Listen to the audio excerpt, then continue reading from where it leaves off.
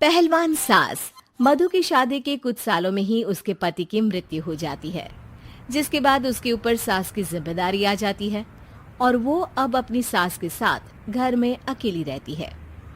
Mummy, नाश्ता बना दिया है, टाइम से खा लेना। दोपहर का खाना शीला आकर बना देगी। मैं ऑफिस जा रही हूँ। अरे क्यों उस टेप रिकॉर्डर पर पैसे खर्चा करती हो? इतना काम मैं खुद भी कर सकती हूँ। हाँ हाँ बिल्कुल। आधे समय तो जोड़ों के दर्द की दवाई खाती हो और फिर काम करने की बात करती हो। दवाई खाती हूँ तो क्या, मैं अभी भी अकेली 10 पर भारी हूँ। हाँ हाँ मैंने मान लिया। मधु घर से चली जाती है, जिसके बाद सास नाश्ता कर दवाई लेकर टीवी देखने बैठ जाती है। दोपहर को शीला घर आती है। अरे क्यों माँ जी, आज किस बात से मेरी नौकरी बची? अरे चल, ज्यादा बक बक मत कर, काम कर अपना। शीला खाना बनाने लगती है और सास वहीं पास में बैठ जाती है। माँ जी, मैं तो हमेशा ही बोलती हूँ दीदी की दूसरी शादी करा दो। कब तक आप दो औरतें घर में अकेली रहोगी? आजकल माहौल भी बहुत खराब है और फिर दीदी की उम्र भी तो निकली जा रही है ना। तेरा नाम टेप रिकॉर्डर सही रखा है मैंने। तेरी एक ही बात को रिपीट मोड पर चलाने से वो पूरी नहीं हो जाएगी, इसलिए मेरी बहू से ज्यादा खाना बनाने पर ध्यान दे, नहीं तो कहीं वो भी तुझसे मुंह ना फेर ले और नौकरी चली जाए। क्या माँ जी, आप भी हमेशा मेरी नौकरी के पीछे ही पड़ी रहती हो? तो क्या तेरे पीछे पड़ूं? इसी तरह दोपहर से शाम हो जाती है और शीला अपना काम खत्म कर वापस चली जाती है। अब अकेली सास एक बार फिर टीवी देखने बैठ जाती है, जिसकी थोड़ी ही देर में मधु घर आ जाती है और सास बिना कोई देर किए शीला की बातें उसे बताने लगती है। मम्मी, आप भी ना किसी बच्चे से कम नहीं हो, जिसके पास हमेशा शीला को लेकर कोई ना कोई बात रहती ही है। अब बस भी करो ना, इतनी बुरी नहीं है बेचारी। अरे मैंने कब कहा बुरी है, बस उसकी बातें करके मुझे बड़ा मजा आता है। सास की बात पर हंसते हुए दोनों डिनर करने बैठती ही हैं कि लाइट चली जाती है। अंधेरे में मधु मोबाइल की फ्लैश लाइट जलाकर मोमबत्ती ढूंढने लगती है। तभी उसे हॉल में कुछ गिरने की आवाज आती है।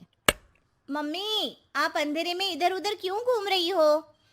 अरे तेरे पीछे ही तो खड़ी हूँ। हाँ, अगर आप यहाँ हो तो वो हॉल में सामान कैसा गिरा? भूत आया। अरे मुझे क्या पता, जाकर देखना पड़ेगा ना। दोनों हॉल में जाते हैं, लेकिन वहां कोई नहीं होता। अब उन्हें कमरे में से सामान गिरने की आवाज आती है। लगता है ये भूत चोरी करने आया है, इसे वापस कब्र में पहुंचाना ही पड़ेगा। बस हाँ हाँ, आप ज्यादा ना 30 मार खा मत बनो, मैं पुलिस को फोन करती हूँ।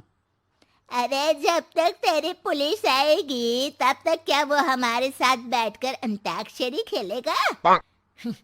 हट डरपोक, संभालने दे मुझे। अब सास पास रखा फ्लावर पॉट उठाकर कमरे की तरफ बढ़ने लगती है, जहां उसे 2 आदमी दिखाई देते हैं। पीछे पीछे मधु भी वहां आ जाती है। मम्मी, अभी भी मौका है, बाहर भाग जाते हैं। मधु की आवाज सुन चोर चौकन्ने हो जाते हैं। ओए तुम दोनों, जहां हो वहीं खड़ी रहना, नहीं तो दोनों को गोली मार दूंगा। अरे तुम दोनों अभी के अभी बाहर जाओ, नहीं तो मैं तुम्हें जिंदा नहीं छोड़ूंगी। ये बुढ़िया हमें धमकी दे रही है। अबे तुम दो अकेली अब लड़ते क्या कर लोगी? अरे जा भेजा, दोनों को बांध दे। जैसे ही दूसरा आदमी सास को पकड़ने उसके पास आता है, तो वो उसके सर पर फ्लावर पॉट मार देती है। उसके सर से खून बहने लगता है, जिसे देख दूसरा आदमी गन निकालकर हवा में गोली चला देता है, जिससे बचते हुए दोनों सास बहू वहां से भाग जाती हैं। अब वो तीनों एक दूसरे के आगे पीछे पूरे घर में भागने लगते हैं। मम्मी, आपने तो सच में उसे मार दिया। तो मजाक में कौन मारता है? और अभी तुम मेरे साथ ही रहना, नहीं तो पक्का मारी जाओगी। ये औरतों को कमजोर समझता है ना। आज इसे औरतों की ऐसी ताकत दिखाऊंगी कि ये आदमी पैदा होने पर शर्म करेगा। हाँ? ये अचानक आपके अंदर झांसी की रानी कहाँ से जाग गई? वैसे तो हमेशा जोड़ों में दर्द बोलती रहती हो। अभी तुम्हें जान बचानी है या जोड़ों के दर्द की कहानी सुननी है? मधु और उसकी सास कमरे में जाकर दरवाजा अंदर से बंद कर लेते हैं, जिस पर चोर बाहर खड़ा दरवाजा बजाते हुए उन्हें आवाज लगाने लगता है। क्यों डर गई? अरे वैसे तो बहुत धमकी दे रही थी। गेट खोल अब बुढ़िया। अबे पागल, धमकी देने और होशियार होने में फर्क होता है, पर ये दिमाग वाले काम तुझे तो समझ में नहीं आएंगे। रुक, अभी तेरा दिमाग ही बाहर निकालता हूँ।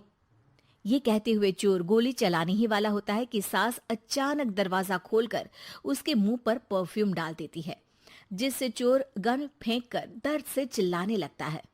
मम्मी, अरे बहुत दर्द हो रहा है, कोई बचाओ, इसे हटाओ प्लीज। मैं किसी को कुछ नहीं करूँगा। क्यों रे, क्या थोड़ा सा दर्द होते ही मम्मी मम्मी करने लगा? अभी तो औरतों को कमजोर बोल रहा था। भूलियो मत, एक औरत ने ही तुझे इस दुनिया में जन्म दिया है, और वो भी तुझे ये दर्द हो रहा है ना, उससे लाख गुना ज्यादा दर्द सहकर। इसलिए औरतों को दोबारा कमजोर भूल कर भी मत बोलियो। वाह मम्मी, आपका ये रूप तो मुझे पता ही नहीं था। आपने तो कमाल ही कर दिया। कहा था ना, अकेली ही 10 पर भारी पड़ सकती हूँ। ये तो फिर भी 2 ही थे। इतनी देर में पुलिस भी वहां पहुंच जाती है। आ गए आप, कर लो इन्हें अरेस्ट और जेल में बैठकर अंताक्षरी खेलना।